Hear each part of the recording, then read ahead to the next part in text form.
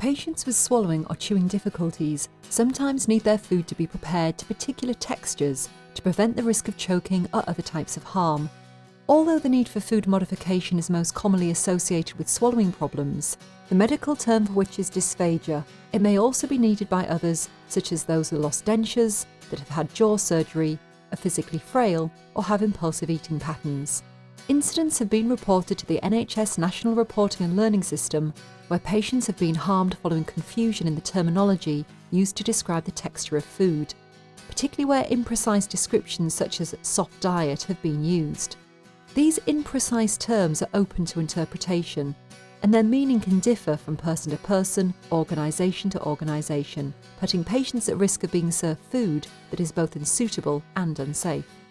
Across a recent 2-year period, we identified 7 reports of incidents where patients appear to have come to significant harm where the term soft diet has caused confusion. These incidents include choking requiring an emergency team response and aspiration pneumonia.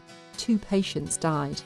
Around 270 further incidents reported no harm or low harm, such as coughing or a brief choking episode.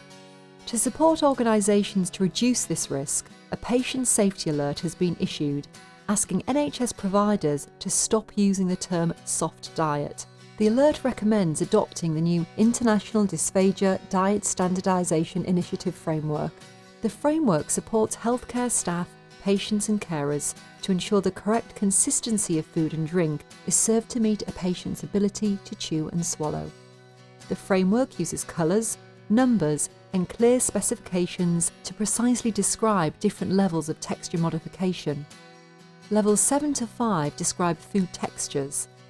Levels 4 and 3 describe both food and fluids, and levels 2, 1 and 0 are used to describe fluids only. Switching from organisations' current set of descriptive terms to the new IDDSI framework requires careful local planning. This will ensure it happens as soon and as safely as possible, and providers of NHS-funded care have been asked to complete this transition by April 2019. To protect patients from harm, imprecise terms like soft diet should never be used to describe the texture and thickness of food. It is therefore essential to move to the new IDDSI framework descriptors for all adult patients who need a modified texture diet.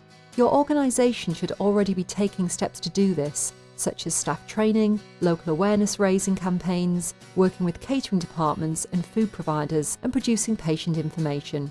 If you work with patients with dysphagia or others that need the texture of their diet to be modified and haven't begun to see these changes, you are encouraged to speak to your manager and ask why.